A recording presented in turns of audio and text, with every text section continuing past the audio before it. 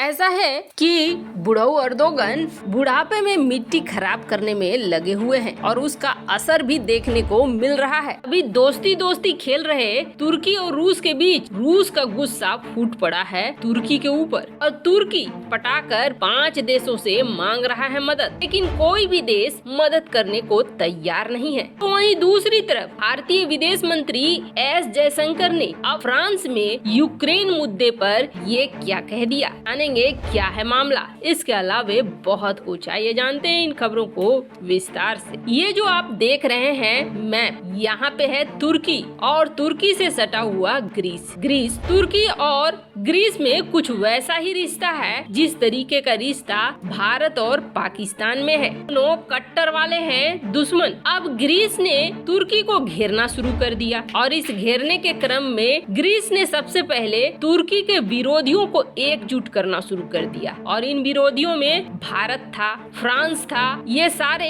एक तरफ होने लगे। भारत पहले तुर्की का विरोध नहीं करता था, लेकिन बार बार कश्मीर मामले में और पाकिस्तान के साथ मिलकर जब तुर्की साजिश रचना शुरू करने लगा भारत के खिलाफ, तो भारत ने भी हामी भरनी शुरू कर दी और ग्रीस के साथ रिश्तों को मजबूत करना शुरू कर दिया। यहाँ तक कि सैन्य गठबंधन तक बात पहुँच गई। ग्रीस को मजबूत करने के लिए फ्रांस ने दे दिए राफेल जेट, इजिप्ट के पास भी पहुँच गए राफेल जेट। अब तुर्की के चारों तरफ राफेल जेट पहुँच चुके हैं और ये राफेल जेट तुर्की को घेर रहे हैं। तुर्की को लग रहा है डर। ऐसे में तुर्की को चाहिए एक फाइटर जेट। अमेरिका जिससे F-35 फाइटर जेट की डील की थी, तुर्की ने 100 F-35 फाइटर जेट लेने वाला था अमेरिका से तुर्की, लेकिन उसने S-400 ले लिया और नाटो सदस्य होते हुए अमेरिका को धत्ता बताते हुए एक ऐसे चरित्र को दिखाया जिसमें अमेरिका को ये लगने लगा कि अब भरोसा नहीं किया जा सकता है तुर्की के ऊपर। तुर्की कभी भी डबल गेम खेल देगा, जिसकी वजह से तुर्की को लात मार के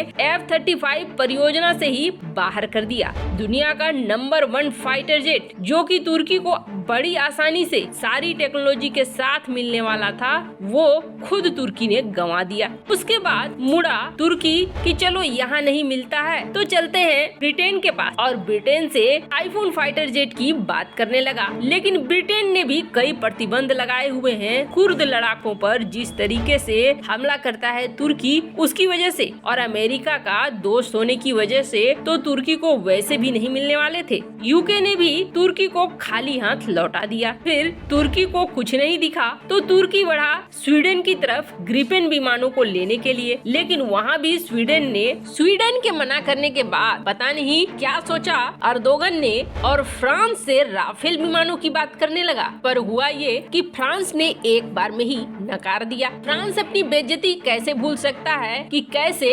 इस्लामोफोबिया के नाम पर तुर्की ने फ्रांस के राष्ट्रपति को मानसिक रोगी तक कह दिया था। इसलिए कहते हैं कथनी और करनी दोनों काफी सोच समझ कर करनी चाहिए। कब समय पलटेगा और कब आमना सामना हो जाए ये कहना बड़ा मुश्किल है। फ्रांस के बाद बचा रूस की तरफ दौड़ा तुर्की और मजे की बात ये है कि रूस को पहले से ही अंदर से ही गुस्सा था तुर्की के ऊपर। जैसे ही तुर्की ये प्रस्ताव लेकर पहुंचा कि आप हमें फाइटर जेट दे दो, रूस का गुस्सा पूरी तरीके से तुर्की के ऊपर फूट पड़ा। गुस्से का कारण क्या है? गुस्से का कारण है रूस यूक्रेन का विवाद। इस रूस यूक्रेन के विवाद में जहां बाकी देश मलाई छानने की कोशिश कर रहे थे, तो वहीं तुर्की भी पीछे नहीं था। तुर्की ने ये कहा कि हमारी ड्रोन काफी मजबूत है और ये टेक्नोलॉजी हम आपको देंगे, आप बड़ी संख्या में ड्रोन बनाओ, इन ड्रोन से रूसी सेना पर हमले करो। और ये बात रूस को बुरी तरीके से चुभ गई थी, जिसकी वजह से तुर्की को प्रस्ताव तो मानना दूर, आमना सामना होते ही रूस ने झिड़की लगानी शुरू कर दी कि इस मामले से दूर रहो वरना बहुत बुरा अंजाम होगा। वैसे आपको बता दें रूस से S-400 खरीदा है तुर्की ने। कहते हैं ना डबल गेम खेलने वालों का यही हाल होता है, वो न घर के रहते हैं और न घाट के रहते हैं। तुर्की का भी कुछ ऐसा ही हो गया है। तुर्की न तो रूस का हो सका और न ही अमेरिका का रह गया है। खैर इन सब के बीच भारत के विदेश मंत्री एस जयशंकर के बयान की चर्चा बहुत ज्यादा हो रही है। ऐसा इसलिए कि फ्रांस पहुंचे हैं भारतीय विदेश मंत्री एस जयशंकर। म्यूनिक में ताबड़तोड़ एक्शन के बाद भारतीय विदेश मंत्री का फ्रांस में होना कुछ न कुछ बड़ा होने का संदेश था। ऐसा इसलिए क्योंकि इसी वक्त दो चीजें हुई है। एक तो फ्रांस ने चीन के साथ एक डील फाइनल की है, जिसके बाद इंडो पैसिफिक को लेकर थोड़ी चुनौती बन गई है। वहीं दूसरी बात ये है कि यूक्रेन रूस का जंग किस तरीके से दुनिया को प्रभावित कर रहा है। अब तक यूक्रेन रूस के जंग के बयान से भारत लगभग बचता रहा है। अब ऐसे मौके आने लगे हैं जब भारत को जवाब देना पड़ेगा। वैसे तो आपको बता दें, भारतीय विदेश मंत्री एस जयशंकर इस वक्त पूरे फुल फॉर्म वाले मोड में चल रहे हैं और ये दिखा रहा है कि भारतीय विदेश नीति कितनी मजबूत है। म्यूनिक में सवालों का जवाब देने के बाद भारतीय विदेश मंत्री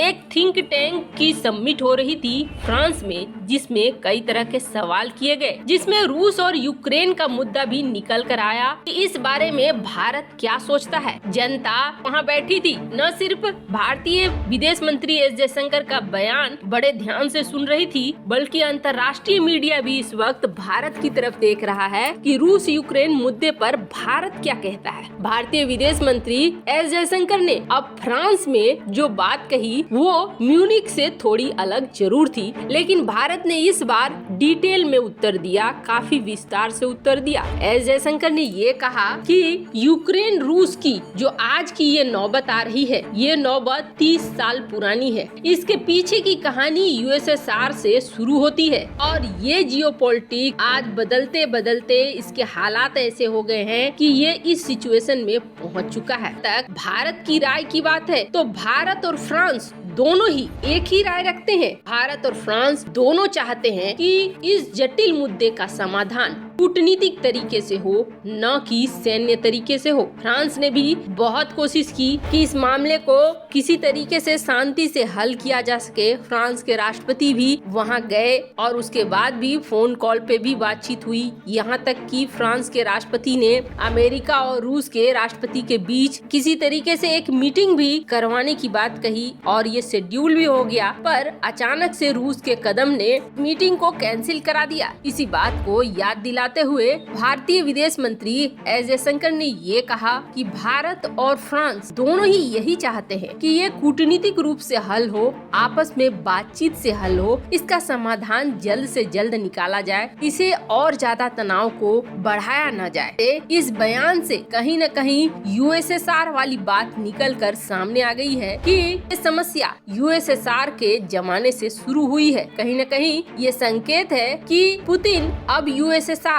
वापस बनाना चाहते हैं, इसलिए ऐसा कुछ आगे भी होगा। वैसे आपको क्या लगता है? तुर्की ने जो डबल गेम खेला उसकी वजह से तुर्की आज तबाह हो रहा है? कमेंट कर अपनी राय जरूर बताएं। जल्द मिलते हैं अगले वीडियो में नई खबर के साथ।